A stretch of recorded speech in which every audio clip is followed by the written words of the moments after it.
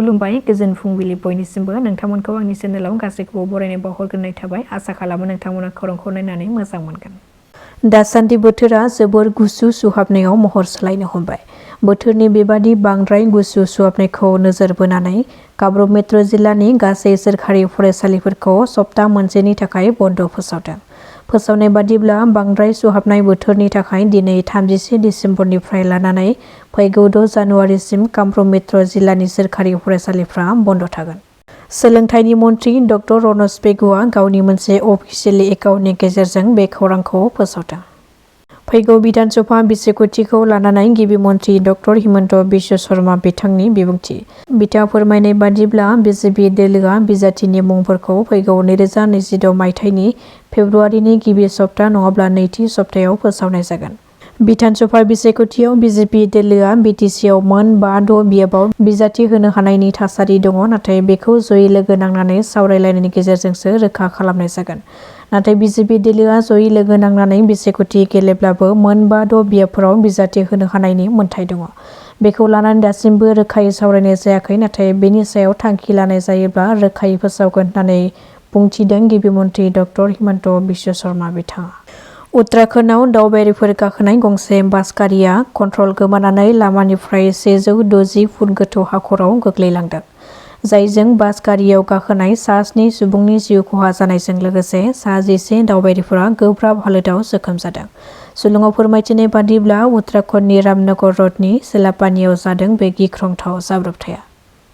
तामुलपुर जिल्लानि पुनिया गामिनि रन्जन बर' बिथाङा टिभि रियेलिटि श'नि इन्डियाज टेलेन्ट फाइटनि सेसन 5 ग्रेन्ड फाइनेल बादायलायनायाव बाहागो लानानै सेथि बान्था आरो सनानि मेडेलखौ देरहानो हादों। मख'नो गोनांदि बिथांनि आगानसे आवगायनो हानाया बर' हारिनि थाखाय मोनसे गोग्गाथाव खौरां। आथिखालाव जों गोबां समावनो सोरखौबा नखरनि सोद्रोमायानो बुथारनाय, सोरखौबा बिसिया फिसायखौ बुथारनाय बायदि जाथावै जाथायफोरखौ खोनानै एबा नुनो मोनबाय थायो। बेबादिनो जोंनि बिटिसि ओनसोलावनो बुथारनाय सोमोनांथाव मोनसे जाथाय जानानै थाङो। बाक्सानि गेरुवा सनापुराव सासे बर' सिख्ला HS सेकेन्ड इयारनि सुस्मिता बर' मुंनि सासे सिख्लाखौ हरनि समाव सिनायनो हायै सुबुङा फोथाराव गोदोना हानानै बुथारनानै गालांदों। नखरनि सुबुंफ्रा मिथिहोनाय बादिब्ला बे बुथारग्रा दायनिगिरिखौ गावनि मोजां मोननाय सेंग्रायानो बुथारनायनि सन्देह खालामदों। मानोना बै सानखालि मोजां मोननाय सेंग्राया सिख्लानि न'आव फैनानै न'आव थांफिननाय समाव सुस्मिताया सेंग्राजों ससे फैफादोंमोन होननानै फोरमायथिदों। सिख्लानि नखरा सेंग्रानो हरैनि जेबो अजद गैयामोन, बेखायनो सिख्लानि नखरावबो थांलाय फैलाय खालामामोन। नाथाय जेब्ला सुस्मिता बर'आ न'निफ्राय ओंखारलाङो अब्लानिफ्रायनो न'सिम गिदिंनानै फैफिनाखैमोन। अखानायै गामिनिनो सासे सुबुङा फोथाराव मोसौ हैनो थांनाय समावसो सुस्मितानि थैनाय देहाखौ नुसननानै नखरनि सुबुंफोरनो खौरां हरो होननानै फोरमायथिदों। जाथायखौ लानानै नखरनि सोद्रोमाफ्रा सिख्लानि मोजां मोननाय मिजिं बर'खौ बुथारनायनि सन्देह खालामदों। नाथाय दासिमबो बे जाथायनि गुबै जाहोना सोराङाव फैयाखै। जेबो निथि गैयिनि थाखाय सानफ्रामबो दिनै एक्सिडेन्ट जानाय। 27 तारिखआव चिराङाव आइ रिभार फेस्टिभेल जाबाय। दिनै 27 तारिखआव जाखांनायनि उनाव सानफ्रामबो एक्सिडेन्ट जादों आरो सानफ्रामबो मानसि थैदों। दा बेखौ सरकारानो बेखौ खालामनायलाय बिनि दायनिया सरकारानो। मानोना बेखौ आइ फेस्टिभेल खुंनायनि उनाव रायजो राजाफोरनि जिउ आरो जिउखौ बोरै रैखाथि होगोन, बेखौ डिसिप्लिनै बोरै लांगोन, बेखौ लांनायनि खुनु निथि गैया।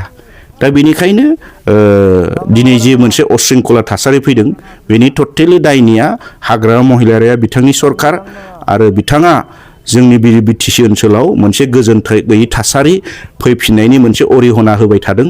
जायनि फिनजाथाय हिसाबै गुरुबासानि जे सासे आदिबासि जोंनि लाइमोनखौ देगारजों सुनाय जाथाया जादों। हाग्रामा महिलारि सरकार फैनायनि उनाव दिनै मोनसेनि उनाव मोनसे समाज फोजोबस्रांनाय, जोंनि ओनसोलखौ फोजोबस्रांनायनि जाथायफ्रा जों जाबाय थादों। जौ जुवा मेलानि थासारिफ्रा बांनायनिफ्राय बांदों आरो फैयै फैयै थायै मैखुन बेरनाय बादि पिकनिक स्पट खुंनानै आरो पिकनिक स्पटजों लोगोसे बाव जुवा मेला खालामनानै दिनै लावथिनि थासारिखौ देगार सुलायनाय थासारिखौ लाबोबाय। दा बेयाव एकमात्र बियो जादों हाग्रामा महिलारिनि समाज बेरेखा, हारि बेरेखा नितिफोरनि थाखाय, सरकारनि नितिफोरनि थाखाय बेफोरो जाजोबनो खाबु मोनदों।